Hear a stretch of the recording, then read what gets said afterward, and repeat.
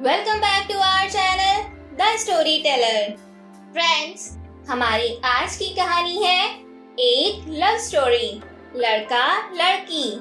अमरकांत जी यथार्थवादी धारा के प्रमुख कलाकारों में शुमार किए जाते हैं। उन्होंने जीवन में घोर आर्थिक संकट झेले, पर अपने लेखन से कभी समझौता नहीं किया और हिंदी साहित्य में अमूल्य योगदान दिया। वे ज्ञानपीठ, साहित्य अकादमी सहित कई पुरस्कारों से नवाजे गए। प्रस्तुत है उनकी एक कहानी। लेकिन आगे बढ़ने से पहले जिसने अब तक हमारे चैनल को सब्सक्राइब नहीं किया है, वो जल्दी से हमारे चैनल को सब्सक्राइब करें, बेल आइकन प्रेस करें और अगर आपको हमारा ये वीडियो पसंद आए तो इसे ज्यादा से ज्यादा लाइक और शेयर जरूर करें। सितंबर बीतते बीतते बरसात समाप्त हो चुकी थी। चंदर ने उन्हीं दिनों एक फिल्म देखी। वह एक गोरा, खूबसूरत, पतला, छरहरा नौजवान था। वह एक अच्छे खाते पीते देहाती परिवार का लड़का था जो बीए की शिक्षा ग्रहण कर रहा था और विश्वविद्यालय के पास स्थित एक मोहल्ले में एक किराए के कमरे में रहता था। फिल्में तो उसने बहुत देखी थी, लेकिन इसने उस पर गहरा असर डाला। उसके बाद वह शहर की उग्र राजनीतिक हलचलों में भाग लेने लगा, लेकिन कुछ ही दिनों बाद वह तेजी से साहित्य की ओर मुड़ा। वह अब लंबी प्रेम कहानियां और कविताएं लिखने के साथ रत जगह करने लगा।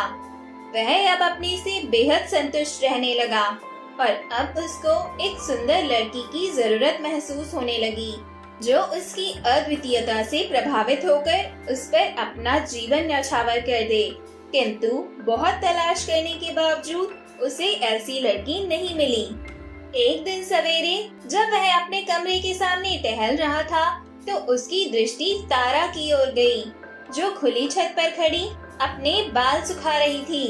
वह उसी मकान में रहने वाले एक क्लर्क की लड़की थी, जिसके एक कमरे का वह किराएदार था। वह बार बार अपने बालों को झटक रही थी। एक बार हवा इतनी तेज चली कि उसके बाल उड़ने लगे। वह शरारत से मुस्कुराई और तभी उसकी नजर नीचे चंदर की ओर गई और वह बेहद संकुचित हो गई और अपने शरीर को सिकोड़कर घर के अंदर भाग गई।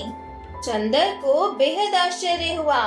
उसने कभी सोचा भी न था कि उस लड़की में इतनी चंचलता और शौखी हो सकती है।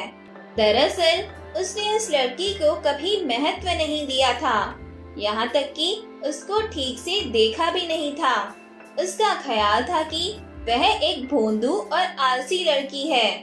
वह 3 मील पैदल चलकर कॉलेज पहुँचती थी, मामूली कपड़े पहनती थी तथा घर में डांट फटकार सुनती रहती थी। यह सब सोचकर चंदर को उस लड़की पर इतनी दया आई कि वह वर्तमान सामाजिक व्यवस्था के प्रति प्रबल आक्रोश से भर उठा। वह उस लड़की के भाग्य को सुधारेगा और इस तरह एक साधारण लड़की को प्यार करके देश के सामने अपनी महानता को सिद्ध कर देगा। दूसरे दिन से ही उस लड़की को एक ऐसे प्रेमी की नजर से देखने लगा जो अपने प्यार की खातिर बड़ा से बड़ा त्याग करने को तैयार हो। इसके बाद वह उससे बातचीत करने की कोशिश करने लगा। क्या समय है? आज देर से क्यों जा रही हो? कॉलेज में आज छुट्टी नहीं है? उखड़े उखड़े से प्रश्न। फिर तो उसकी गतिविधियां कुछ इस ढंग से बढ़ी कि लड़की को सचेत हो जाने के लिए मजबूर होना पड़ा। पहले उसको अचंभा हुआ, फिर वह उसको अविश्वास से देखने लगी। उस दिन चंदर काफी आगे बढ़ गया जब वह अपने कमरे में बैठा था और तारा कॉलेज से वापस आई थी। चंदर ने पहले कमरे के दोनों दरवाजों के बाहर देखा। जल्दी जल्दी गुजरती हुई तारा को उसने पास बुलाया। तारा ने उसको चौंक कर देखा, फिर उसका चेहरा फक पड़ गया। वह डरती डरती कमरे के अंदर आई और सिर झुकाकर खड़ी हो गई। तुम्हारी पढ़ाई कैसी चल रही है तारा? चंदर ने किसी हितैषी के अधिकार से पूछा। ठीक चल रही है। कठिनाई महसूस होने पर पूछ सकती हो, मैं कोई भूत नहीं हूँ। बस यही समझ लो कि मैं तुम्हारा कोई नुकसान नहीं देख सकता। उसकी बातों का तारा पर न जाने कैसा असर हुआ कि उसका चेहरा रुदन की हल्की लकीरों में खो गया और वह अचानक छटक कर कमरे के बाहर निकल गई। गोया किसी ने संकेत करके यह बता लिया हो कि उसका स्थान कहाँ है। वह अपने माँ बाप की प्रथम भूख प्यास की लड़की थी और उसको कभी बहुत लाड प्यार भी मिला था। उसका दिमाग बहुत अच्छा था और अपने इम्तिहान बहुत अच्छे नंबरों से पास करती थी, लेकिन धीरे धीरे उसके परिवार की संख्या बढ़ती गई। अब घर में रोज ही लड़ाई झगड़ा होने लगा। उसको छाती फाड़कर काम करने पड़ते, बच्चों को संभालना पड़ता। घर के घुटन भरे वातावरण ने उसकी उमंग को समाप्त कर दिया था और वह घर तथा काम से भागने लगी। जब कॉलेज जाने का समय होता तो उसके उत्साह की सीमा न होती, लेकिन शाम को जब वह घर लौटती तो उसको महसूस होता कि मानो उसके पाँव में मन मन के बोझे बांध दिए गए हों और हृदय पर एक भारी शिला रख दी हो। कैसी मजबूर और हीनता भरी जिंदगी थी। उसका रुदन सिसकियों में बदल गया, जिसके थमने पर वह चंदर की बातें सोचने लगी। देखते ही देखते सब कुछ उलट पलट हो गया और उसके मन में एक प्रबल आंधी चलने लगी। कुछ ही दिन बाद वह कुछ पूछने के बहाने किताब लेकर चंदर के कमरे में पहुंच जाती है और शीघ्र ही इस पूछने और बताने के बीच प्यार का नाटक खेला जाने लगा। अंत में वे छिप छिप कर मिलने लगे। मेरा साथ दोगी? चंदर कभी पूछता था। मैं नहीं जानती, तारा शर्मा जाती थी। इसके बाद चंदर बहुत ही ऊंचाई से अपना जीवन दर्शन पेश करने आ जाता। उसकी बात मेरे विचार में या मैं यह सोचता हूँ से शुरू होती थी। अपने प्यार को लेकर वो निरंतर संघर्ष और लड़ाई की बात सोचता था और इसलिए तारा को तैयार करना चाहता था। तारा, तुमको बड़ी से बड़ी कुर्बानी के लिए तैयार रहना चाहिए। तारा, मुझे योग्य और स्वाभिमान स्त्रियां पसंद हैं। तुम्हें मेरे विचारों के योग्य बनना है। तारा इंटरमीडिएट पास करके बीए में पहुंच गई।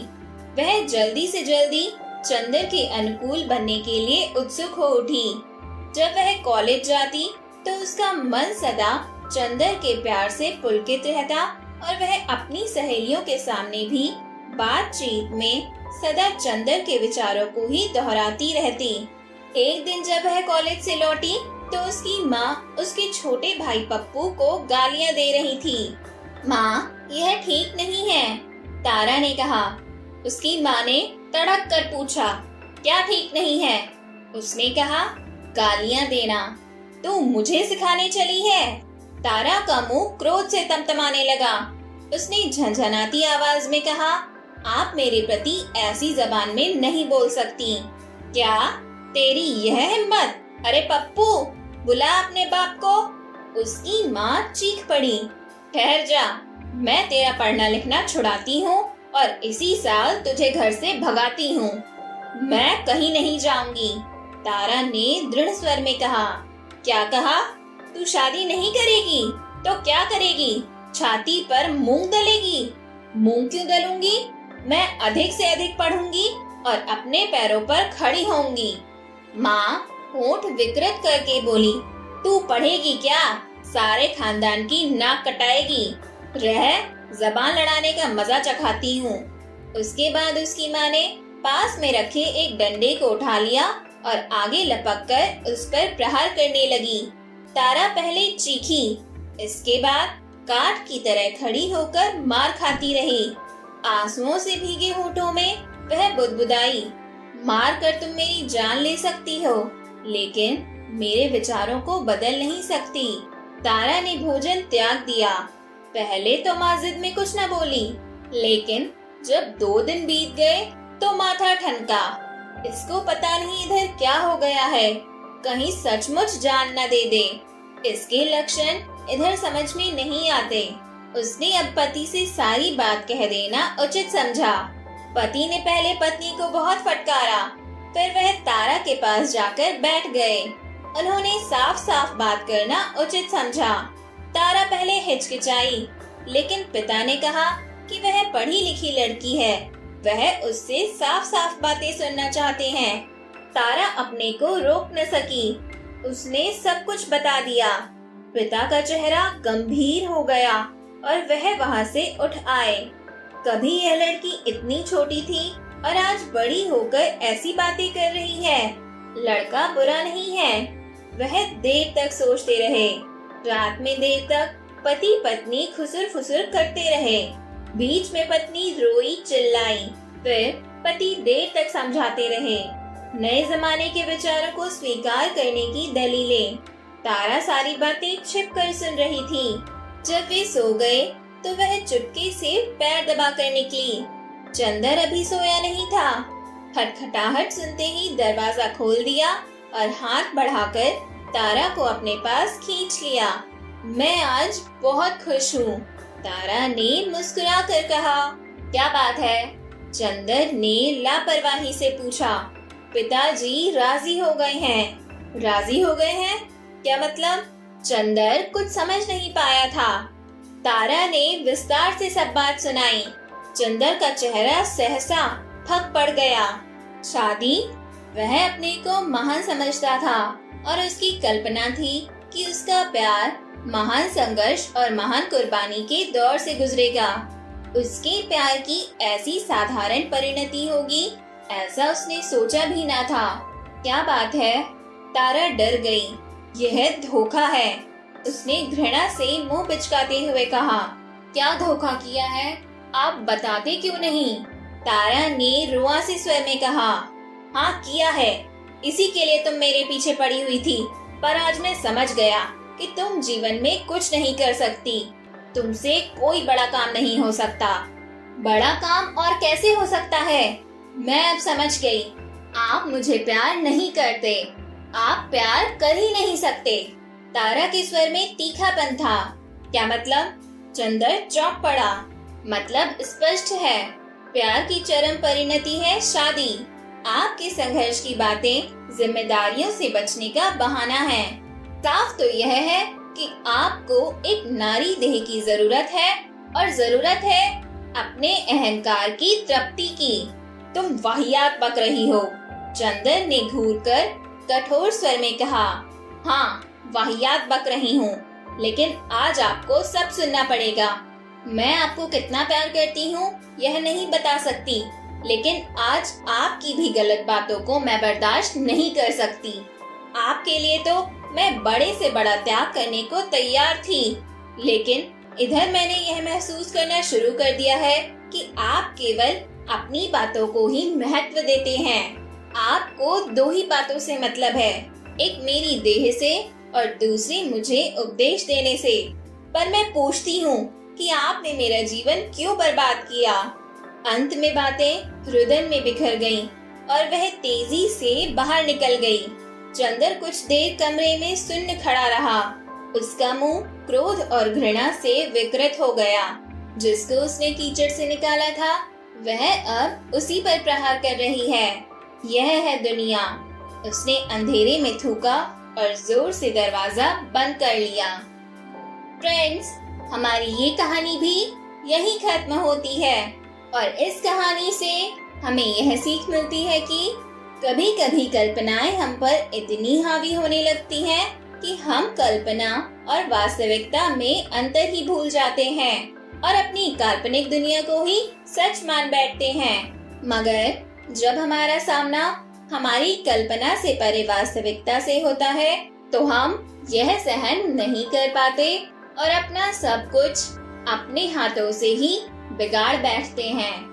फ्रेंड्स, अब बारी है आपके जीवन के सलाद के लिए मेरी सलाह के जरा से चाट मसाले की। Don't think too much, just do what makes you happy. Friends, मेरी इस सलाह को हमेशा ध्यान में रखिएगा और मेरे साथ मिलकर एंजॉय करते रहिएगा मेरी इंटरेस्टिंग ऑडियो टेल्स। हम सब फिर मिलेंगे नेक्स्ट वीडियो में एक और दिलचस्प कहानी के साथ। तब तक के लिए आप सभी को मेरा प्यारा सा नमस्कार और धन्यवाद।